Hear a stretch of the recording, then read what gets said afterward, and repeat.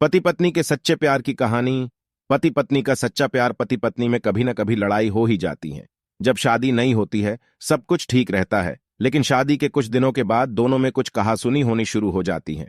ऐसा होते होते पता ही नहीं चलता कि कब बात इतनी बढ़ जाती है कि नौबत यहां तक आ जाती है कि दोनों एक दूसरे के साथ रहना भी पसंद नहीं करते और दोनों तलाक तक भी पहुंच जाते हैं।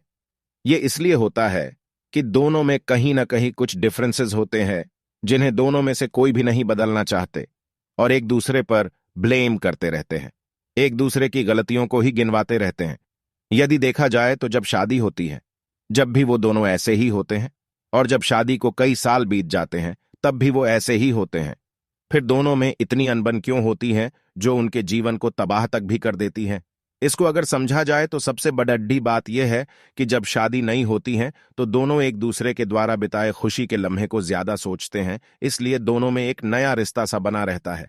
लेकिन जैसे ही शादी पुरानी होती जाती है दोनों के ऊपर कुछ अलग अलग जिम्मेदारियां आ जाती हैं जिनसे वे दोनों अपने जीवन के सुंदर पलों को भूल जाते हैं और फिर और ज्यादा दूरियां आ जाती हैं।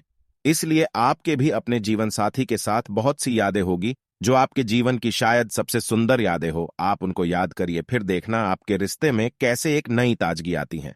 इसी बात को समझने के लिए प्रस्तुत है एक छोटी सी कहानी है जिसको पढ़कर आप जरूर सोचने पर मजबूर होंगे। तो चलिए शुरू करते हैं। पाटी पाटनी के सच्चे प्यार की कहानी। एक माँ जिसकी आज इकलौती बेटी की शादी है। माँ बेटी को वेडिंग गिफ्ट के तौर पर एक बैंक अकाउंट की पासबुक देती हैं तो बेटी अपनी माँ से पूछती है कि ये क्या है। माँ कहती हैं कि ये मेरी तरफ से एक छोटा सा वेडिंग तोहफा है। ये बैंक अकाउंट की पासबुक है। यह तुम्हारे जीवन के खुशी के लम्हों को संजोए रखेगी। आगे जब भी तुम दोनों की जिंदगी में कोई खुशी का मौका आए तो अपनी तरफ से इसमें कुछ पैसे डिपॉजिट करना। जितनी बड़ी खुशी उतनी ज्यादा रकम, और उसके आगे लिख भी देना कि आज ये खुशी का मौका है इसलिए इतने पैसे जमा किए हैं। आज मेरी बेटी की शादी है तो मेरे लिए भी खुशी का दिन है कि इसलिए मैंने भी इसमें 1,000 रुपये भी डिपॉजिट करा दिए हैं। और आगे डिस्क्रिप्शन में लिख भी दिया है कि आज मेरी बेटी की शादी है इसलिए मैं 1,000 रुपये इसमें जमा करती हूं। बेटी को अपनी मां का दिया गिफ्ट बहुत प्यारा लगा। बेटी ने घर जाने के बाद जब यह बात अपने पति से की तो पति को भी यह चीज बहुत अच्छी लगी और कहने लगा कि यह तो बहुत अच्छा तरीका है अपने जीवन के खुशी के लम्हों को फिर से याद करने का। दोनों अब इंतजार ही कर रहे थे कि कब इसमें अगला डिपॉजिट हो। दोनों नए नए बहाने ढूंढते थे पैसे जमा करने के, कभी कि आज हम बाहर खाना खाने इसलिए 300 रुपये, आज पहली बार शॉपिंग करने गए इसलिए 500 रुपये, आज हस्बैंड का जन्मदिन है 800 रुपये, आज वाइफ का जन्मदिन है इसलिए 800 रुपये। ऐसे करते करते उसमें एंट्रीज भी बढ़ती गई और अमाउंट भी, और उसमें काफी पैसे इकट्ठा हो गए थे। शादी को कई साल बीत जाने के बाद दोनों में कुछ दूरियां बढ़ने लगीं। दोनों में छोटी मोटी नोक झोंक होनी शुरू हो गई थीं। फिर कुछ दिनों के बाद झगड़े होने लगे। दोनों ने बात करना छोड़ दिया और एक दूसरे से खुश नहीं रहते थे। माँ को अपनी बेटी से मुलाकात किए हुए काफी दिन हो चुके थे, तो एक दिन माँ अपनी बेटी से मिलने के लिए बेटी के घर गई तो बेटी कहने लगी कि माँ, मैं अब और इस शादी में आगे अपना जीवन नहीं गुजार सकती। पता नहीं मैंने इतने दिन इसके साथ कैसे गुजार लिए। अब मैं इस आदमी से डिवोर्स चाहती हूँ। उधर पति भी कहने लगा कि मैं भी परेशान आ गया हूँ, इसके साथ रहकर मैं भी जीना नहीं चाहता। तुम्हारे साथ मुझे भी डिवोर्स चाहिए।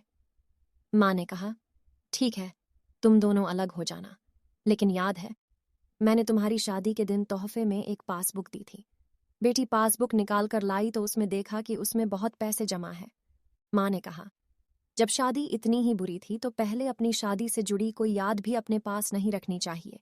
पहले इसमें जमा रकम को खर्च करना होगा, फिर तुम डिवोर्स ले सकते हो। दोनों ने कहा, ठीक है, और अगले ही दिन बेटी पासबुक लेकर बैंक जाती है। पैसे निकालने के लिए बैंक में पैसे निकालने वालों की लाइन लगी थी तो बेटी भी लाइन में खड़ी हो गई। अब खड़े हुए काफी देर हो गई थी। बेटी ने खड़े खड़े ही पासबुक खोली और देखने लगी कि इसमें कब कब पैसे जमा किए थे। बेटी देखते ही देखते उसे पता ही नहीं चला कि कब उसकी आंखें भर आईं अपने बीते लम्हों को याद करके जो उसने उसी पति के साथ बिताए थे जिसे वो आज डिवोर्स देने चली थी। बेटी बिना पैसे निकाले वापस घर आ गई और अपने पति से कहने लगी कि ये मुझसे नहीं हो पाएगा, ऐसा करो तुम ही जाकर इसमें जमा सारा पैसा खर्च कर दो। पति ने कहा, ठीक है, और पति बैंक गया, लाइन में खड़ा हो गया। उसकी नज़र भी पासबुक पर पड़ी और उन सारे खुशी के लम्हों पर पड़ी जो उसने अपनी उसी पत्नी के साथ बिताए थे जिसे वो आज तलाक देना चाहता है। अपने जीवन के सबसे हसीन लम्हों को याद करके पति की भी आंखें भर आई और वो भी लाइन से निकल गया। पति घर आया और पासबुक अपनी पत्नी के हाथ में दी तो पत्नी पासबुक में देखती है कि उसमें आज ही के दिन 5,000 रुपये जमा हुए हैं और उसके आगे लिखा है कि आज खुशी का दिन है कि मुझे एहसास हो चुका है कि वो उसे छोड़ने जा रहा था जिसे वो सबसे ज्यादा प्यार करता है। मैंने फैसला कर लिया है कि अब बाकी की सारी जिंदगी उसी के बिताना चाहता हूँ। यह देखकर दोनों की आंखें भर आईं और गले लगकर खूब रोए और प्रॉमिस किया कि अब वो कभी नहीं लड़ेंगे।